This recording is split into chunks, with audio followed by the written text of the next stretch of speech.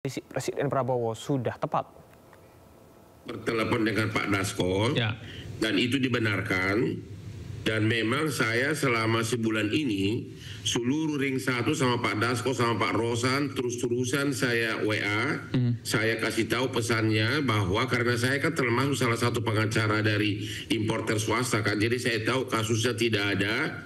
Saya mengatakan saya minta semua ring 1 sama Pak Teddy, Pak Rosan, Pak Dasko agar usulkan kepada Pak Prabowo agar Prabowo menentukan sikap yang intinya menyatakan bahwa Dasko itu tidak bersalah gitu loh. Jadi ini sudah setengah mati. Saya kirim WA hampir tiap hari ke semua ring 1 di istana karena saya kan pengacara dari Prabowo selama 25 tahun. Dan kebetulan minggu lalu si Dasko telepon saya, dia ditanyakan kasusnya detailnya, saya kasih tahu, bahkan dia juga minta nomor teleponnya pengacaranya Tom Lembong, saya kasih. Dan barusan Dasko juga kami teleponan bahwa benar sudah disetujui. Dan saya juga tanya bagaimana dengan nasi importer swasta. Dia bilang nasinya juga akan sama, mereka akan intervensi nanti agar importer swasta juga bebas dari semua tuduhan ini, ya.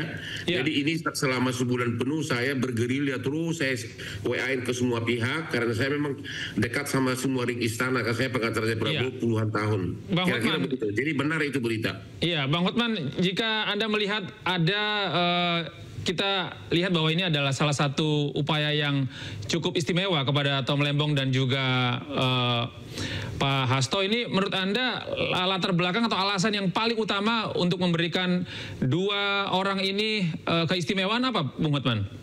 Kalau saya hanya bisa bicara mengenai Tom Lembong, bahwa karena memang kasus Tom Lembong itu tidak ada pidananya sama sekali, total tidak ada pidananya sama sekali. Justru Tom Lembong itu memberikan izin impor kepada para swasta dalam rangka penugasan untuk menyelamatkan rakyat dari kekurangan gula. Jadi tidak ada pidana sama sekali dan tidak ada kerugian negara, bahkan negara untung dengan melibatkan 8 perusahaan swasta, bahkan negara untung. Padahal unsur korupsi itu kan harus ada unsur korupsi kerugian negara. Jadi sejak sebulan lalu saya terus WA-in semua lingkungan istana, Pak Teddy, Rizky, Rosan, menteri-menteri DPR termasuk Pak Dasko, ini Prabowo harus menentukan sikap. Ya, dan ternyata didukung oleh semua pihak dan hari ini adalah titik maksimumnya, berhasil semua perjuangan kita. Walaupun saya bukan pengacaranya Tom Lembong, saya pengacaranya Prabowo, tapi hati nurani saya bicara, dan di persidangan itu saya ucapkan beberapa kali, saya tetap mengatakan saya pengacara Prabowo, tapi hati nurani saya menyatakan Tom Lembong tidak bersalah. Saya mengatakan itu di persidangan. Pakar Hukum Tata Negara Refli Harun menyatakan ada keistimewaan dengan permintaan abolisi Presiden Prabowo di kasus Tom Lembong, di mana Refli mengatakan hasil vonis yang dialami oleh Tom Lembong sebelumnya sangat tidak masuk di akal. Karena saya lihat pengadilan atau peradilannya itu peradilan sesat. Orang tidak ada mens reanya, tidak ada niat buruknya, tidak terima aliran dana, tapi tetap dianggap bersalah. Padahal sama sekali tidak ada tindak pidana korupsinya. Jadi abolisi itu adalah menghapuskan tuntutan, menghapuskan proses yang sedang dijalankan. Nah, kalau Hasto itu diberikan amnesti bersama dengan tahanan-tahanan lainnya. Jadi menghilangkan tindak pidananya. Jadi tindak pidananya itu sebenarnya tetap diakui tapi diampuni kalau amnesti. Jadi Hasto mungkin ya bukan peradilan yang sesat, walaupun ada target politik, memang terbukti tindak pidananya, tetapi kemudian tindak pidana itu diampuni begitu.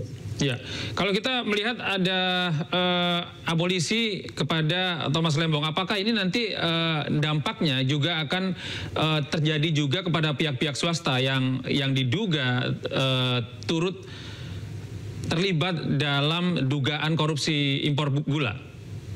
Ya, itu terserah Presiden, tetapi menurut saya kalau seandainya memang pengadilan ini independen, tidak perlu diberikan abolisi.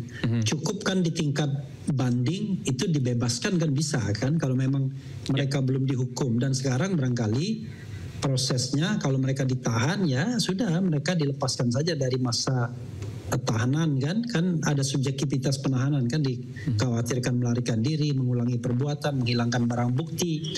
Jadi nanti dalam proses banding tersangka atau terpidana lainnya ya dibebaskan saja. Saya kira memang tidak boleh saling intervensi antara kekuasaan yudikatif dan kekuasaan eksekutif presiden. Tetapi kan kita pahamlah yang namanya pengadilan pun bisa diintervensi oleh kekuatan-kekuatan yang kadang-kadang lebih berkuasa daripada seorang presiden sekalipun. Nah sekarang dengan pemberian abolisi kepada Tom Lembong, artinya kan sebenarnya kan secara implisit mengakui bahwa Tom Lembong ini tidak bersalah, tetapi mengalami peradilan sesat dalam tanda kutip, sehingga nanti ya yang lainnya dibebaskan dengan mekanisme biasa saja, tidak perlu dikasih abolisi semuanya. Gitu. Iya, untuk amnesti yang diberikan kepada Hasto Kristianto ini apakah juga akan berdampak terhadap Harun Masiku? Jadi sebenarnya yang namanya amnesti ini tidak eksklusif seperti Tom Lembong. Jadi Hasto itu masuk dari 1.000 orang lebih yang mendapatkan amnesti. Yang diusulkan sih 40 ribuan kalau tidak salah, tetapi akhirnya setelah terseleksi itu ada 1.000-an orang penerima amnesti. Nah, amnesti itu pengampunan ya. Jadi diampuni walaupun sudah melakukan tindak pidana. Tetapi bukan seperti Tom Lembong yang tindak pidananya dihapuskan dari penuntutan, jadi dianggap tidak ada kalau Tom Lembong. Kalau ini dianggap ada tetapi diampuni, begitu. Pemirsa, Sekjen PDI Perjuangan Hasto Kristianto baru saja mendapatkan amnesti dari Presiden terkait dengan kasus yang menjeratnya. Dan hari ini Hasto keluar dari rutan KPK, namun hanya untuk berobat.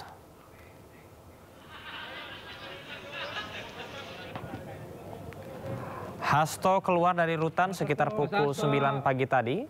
Selain menggunakan rompi oranye, Hasto membawa tas ransel dan mengenakan kacamata hitam. Sejumlah kerabat menyambut Hasto saat keluar dari rutan yang kemudian menuju mobil tahanan. Namun Hasto keluar rutan untuk berobat. KPK juga belum memberikan pernyataan resmi terkait dengan hal ini. Sebelumnya DPR RI menyetujui usulan Presiden Prabowo Subianto untuk memberikan amnesti pada 1.116 terpidana, di mana salah satunya Sekjen PDI Perjuangan Hasto Kristianto.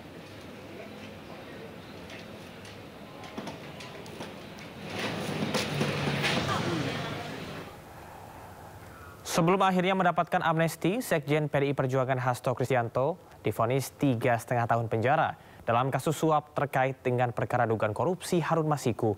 Hasto juga sempat 2 kali mengajukan gugatan pra-peradilan sebelum masa persidangan.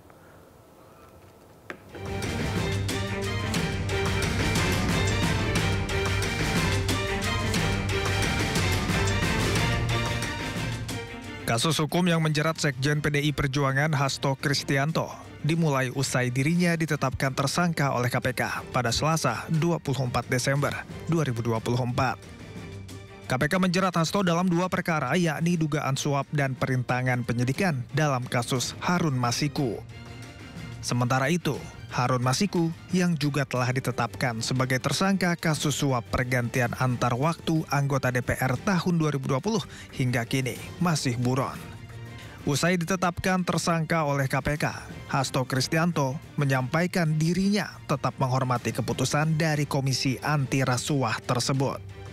Meski menghormati keputusan KPK, Hasto mengajukan pra-peradilan untuk menguji keabsahan penetapannya sebagai tersangka. Sidang pra-peradilan Hasto pun bergulir sejak akhir Januari hingga Februari 2025.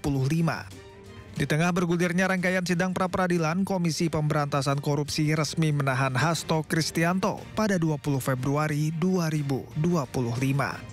Hasto ditahan usai diperiksa selama kurang lebih 7 jam.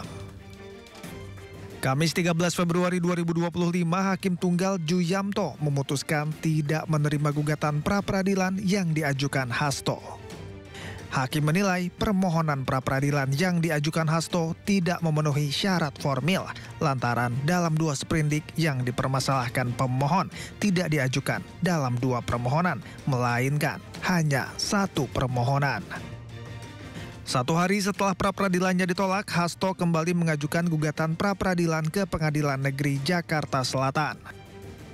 Namun, lagi dan lagi, dalam sidang pra-peradilan jilid kedua Hasto, pengadilan melalui hakim tunggal pada Pengadilan Negeri Jakarta Selatan, Afrizal Hadi, menggugurkan gugatan pra-peradilan Hasto Kristianto pada Senin 10 Maret 2025. Pra-peradilan gugur karena berkas Hasto telah dilimpahkan oleh KPK ke Pengadilan Tipikor Jakarta Pusat. Rangkaian persidangan Hasto Kristianto bergulir sejak Maret 2025. Hingga pada Jumat 25 Juli 2025, Majelis Hakim menjatuhkan vonis 3,5 tahun penjara kepada Sekjen PDI Perjuangan Hasto Kristianto. Putusan ini lebih rendah dari tuntutan jaksa yang meminta Hasto dihukum 7 tahun penjara dan denda sebesar Rp600 juta subsidi pidana kurungan pengganti selama 6 bulan. Sepekan pasca pembacaan vonis, Hasto mendapatkan amnesti usai permohonan Presiden Prabowo Subianto disetujui DPR. Hasto pun memutuskan tidak akan menempuh upaya hukum banding terhadap vonis yang dijatuhkan oleh Pengadilan Tipikor. Tim Liputan, iNews melaporkan.